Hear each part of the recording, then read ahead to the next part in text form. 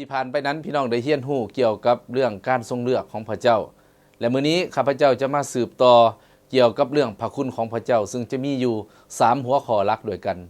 อันที่1นั้นคริสเตียนเฮาทั้งหลายนั้นจำเป็นต้องรับรู้พระคุณของพระเจ้าที่2เฮาทั้งหลายจำเป็นต้องรับเอาพระคุณของพระเจ้าและอันที่3เฮาทั้งหลายจำเป็นต้องสำนึกในพระคุณของพระเจ้าเสมอซึ่งณเวลานี้ข้าพเจ้าจะนำพี่น้องเข้าสู่หัวข้อตะบิดคือการรับรู้พระคุณของพระเจ้าดังนั้นโอกาสต่อไปให้พี่น้องได้อ่านพระคำของพระเจ้านำกันอยู่ในเอเฟโซบทที่2ข้อที่8ที่9ขอเชิญท่านได้เปิดพระคำของพระเจ้านำกันด้วยว่าซึ่งเจ้าทั้งหลายได้ทรงโปรดให้พ้นนั้นก็ย้อนพระคุณโดยทางความเสื่อสิ่งเหล่านี้บ่แม่นพวกเจ้าเฮ็ดเองแต่พระเจ้าได้ทรงประทานให้ความพ้นนั้นบ่ได้มาย้อนการปฏิบัติของพวกเจ้าเองเพื่อบ่ให้ผู้หนึ่งผู้ใดอวดได้อาเมนให้เฮามีโอกาสได้อธิษฐานนำกันพี่น้องพระเจ้าพระบิดาผู้ลูกสรรเสริญยกย่องถวายเกียรติแก่พระองค์พระเยซูคริสต์เจ้าผู้ลูกสำนึกในพระคุณของพระองค์มื้อนี้ขอพระยมสุดเจ้าได้ทรงนำถ้อยคำของพระองค์ที่ข้าน้อยจะกล่าวให้เป็นถ้อยคำที่ประกอบด้วยชีวิตและฤทธิ์เดชและสัมผัสสิทธิพวกน้อยทั้งหลายที่ได้ยินได้ฟังและช่วยพวกน้อยจะจืดจำและนำใส่ถ้อยคำของพระองค์ในพระนามพระเยซูคริสต์เจ้าอาเมนพี่น้องจากของพี่ที่เฮาได้อ่านผ่านไปนั้นเฮาได้เห็นว่าพระคุณของพระเจ้านั้นพี่น้องเฮาทั้งหลายจะต้องได้รับรู้พระคุณของพระเจ้าในฐานะที่เฮาเป็นคริสเตียนพระคุณหมายความว่าหยังพระคุณนั้นเป็นของขวัญพิเศษจากพระเจ้าซึ่งพระองค์นั้นประทานให้เฮาโดยผ่านทางองค์พระเยซูคริสต์เจ้าพี่น้องพระคุณของพระเจ้าได้ประทานให้แก่เฮานั้นเฮาจำเป็นจะต้องได้ยอมรับรู้ว่าพระเจ้านั้นเป็นผู้เอาให้พระคำของพระเจ้าบอกว่าเจ้าทั้งหลายได้ทรงโปรดให้พ้นนั้นก็ย้อนพระคุณโดยทางความเชื่อสิ่งเหล่านี้บ่แม่นพวกเจ้าเฮ็ดเองแต่พระเจ้าได้ประทานให้และพระองค์ประทานแบบใดพี่น้องประทานโดยผ่านทางองค์พระเยซูคริสต์เจ้าซึ่งพระเจ้าได้ใช้พระเยซูคริสต์เจ้าได้เข้ามาในโลกนี้ประมาณ 2,000 กับ25ปีเพื่อตายไถ่ความผิดบาปของมวลมนุษย์ทั้งหลายเพราะฉะนั้นพี่น้องพระเจ้าเป็นผู้เริ่มต้นการที่เราได้รับความพ้นนั้นพระเจ้าเป็นผู้เริ่มต้นด้วยพระทัยอันสูงส่งของพระองค์ด้วยพระคุณของพระองค์บ่แม่นย้อนความดีของเฮาบ่แม่นเฮาทั้งหลายเป็นผู้เริ่มต้นก่อนพี่น้องที่รักเพราะฉะนั้นเมื่อเฮารับรู้พระคำของพระเจ้านั้นเฮายอมรับรู้ว่าพระเจ้าเป็นผู้ที่แสนดีพระเจ้าเป็นผู้ที่นำพระคุณของพระเจ้านั้นมาสู่ชีวิตของพวกเฮาทั้งหลายเพราะฉะนั้นพี่น้องการกระทำในการดำเนินชีวิตคริสเตียนนั้นเป็นสิ่งที่ดีแต่การกระทำของเฮานั้นบ่ถึงมาตรฐานของพระเจ้าฉะนั้นเฮาได้รับความพ้นนี้ย้อนพระคุณโดยทางความเชื่อพระคำของพระเจ้าได้กล่าวดังนั้นเพราะฉะนั้นอยู่ในคาลาเตียบทที่1ข้อที่15ก็ได้เว้าเกี่ยวข้องกับเรื่องพระคุณของพระเจ้าบ่ได้เกี่ยวข้องกับว่าเฮาเป็นผู้เริ่มต้นอยากสิรับพระคุณของพระเจ้าแต่พระเจ้าเป็นผู้เริ่มต้นก่อนเหมือนกับการทรงเลือกของพระองค์พระเจ้าเลือกเฮาพระเจ้าเป็นผู้คิดเริ่มต้นก่อนว่าเฮาสมควรได้รับความรอดพระเจ้าเห็นเฮาทั้งหลายว่าพวกเฮานั้นสมควรที่จะได้รับพระคุณของพระเจ้าเพราะฉะนั้นเฮารับรู้คันเฮารับรู้แนวนี้พี่น้องจะเฮ็ดให้ชีวิตคริสเตียนของเฮานั้นได้คิดถึงพระคุณของพระเจ้าอยู่เสมอ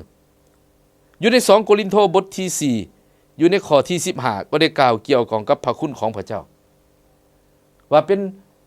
บ่แม่นย้อน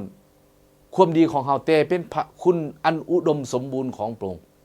อุดมสมบูรณ์หมายความว่าครบบริบูรณ์ทุกอย่างครบบริบูรณ์ทุกอย่างพระคุณอันอุดมสมบูรณ์หรือภาษาว่าพระคุณอันไพบูลย์ของพระองค์หรือสมบูรณ์แบบของพระองค์พระคุณและพระเมตตาของพระองค์นั้นมาถึงสิทธิ์ของเฮาทั้งหลายโดยเริ่มต้นที่พระเจ้าก่อนขอบคุณพระเจ้าสรรเสริญพระเจ้าพี่น้องที่รักเพราะฉะนั้นเมื่อเฮาได้รับรู้พระคุณของพระเจ้านั้น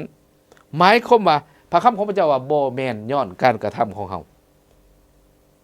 พระคำของพระเจ้าว่าบ่แม่นย้อนการกระทำของเฮาเพื่อบ่ให้ผู้หนึ่งผู้ใดอวดได้ฉะนั้นเมื่อเฮามาถึงพระคุณของพระเจ้าเฮามาถึงความพ้นเฮาได้รับพระพรนานาชนิดนี้เฮาบ่สมควรที่จะอวดพี่น้องและเฮาก็บ่ได้ด้อยค่าคนอื่นที่บ่ได้รู้จักกับองค์พระเยซูคริสต์เจ้าหรือรู้จักกับพระคุณของพระเจ้า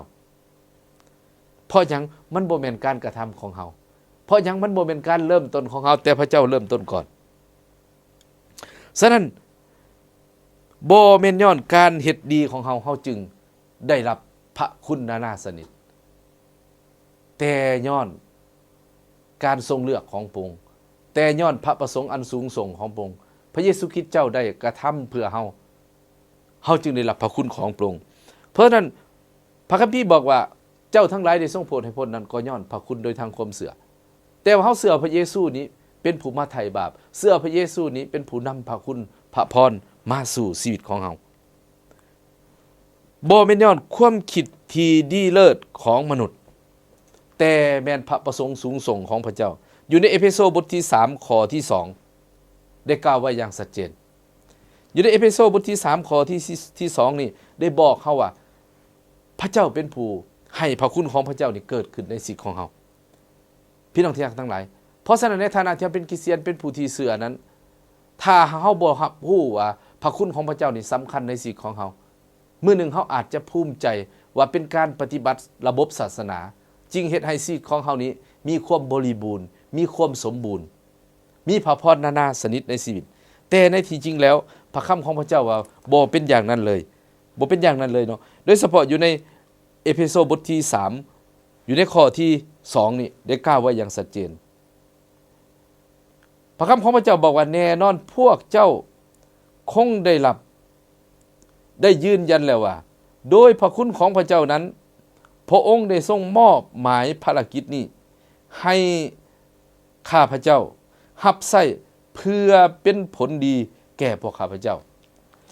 การที่เราได้รับใช้พระเจ้านี่ก็ถือว่าเป็นพระคุณของพระเจ้าพระเจ้าได้มอบหมายให้แก่เราเพราะฉะนั้นบ่ว่าจะเรื่องความพ้นบ่ว่าจะเรื่องการดำเนินชีวิตการได้รับพระพรต่างๆบ่ว่าจะเป็นเรื่องการรับใช้พี่น้องล้วนแล้วแต่เป็นพระคุณของพระเจ้าซึ่งเป็นพระคุณที่บริบูรณ์ซึ่งเป็นพระคุณซ่อนพระคุณพระคัมภีร์ใส่คำว่าซ่อนพระคุณดังนั้นพี่น้องที่รักทั้งหลายเมื่อเฮาฮู้ว่าพระเจ้าเป็นผู้เริ่มต้นก่อนบ่แม่นย้อนการเฮ็ดดีการปฏิบัติดีของเฮาขอให้เฮารับรู้ว่าเป็นพระคุณของพระเจ้าจริงๆที่เฮาได้รู้จักกับองค์พระเยซูคริสต์เจ้าเป็นพระคุณของพระเจ้าจริงๆที่เฮาได้มีชัยชนะเหนือผีมารซาตานเป็นพระคุณของพระเจ้าที่ให้เฮาได้รับการเยียวยารักษา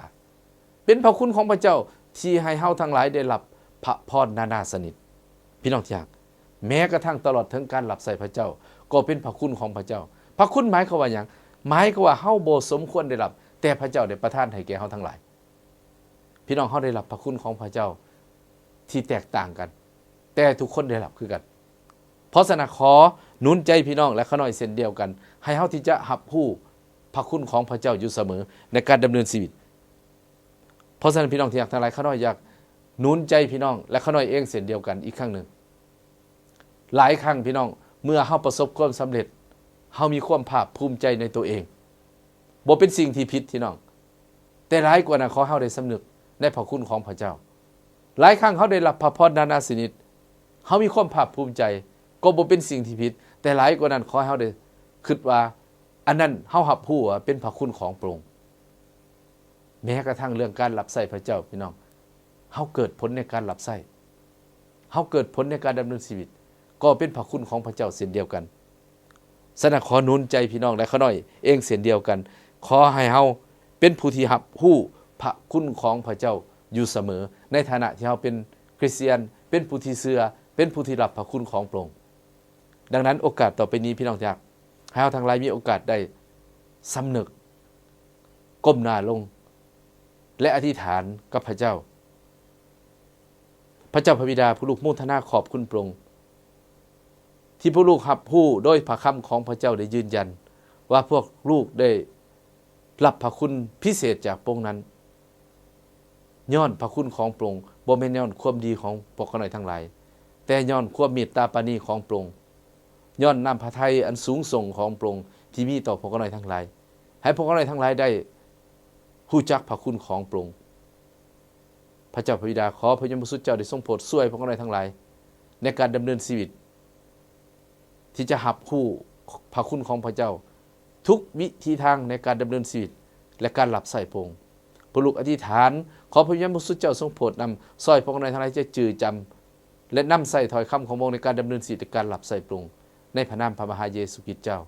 อาเมนอาเมนขอพระเจ้าอวยพรพี่น้องทุกท่านขอพระเจ้าอวยพร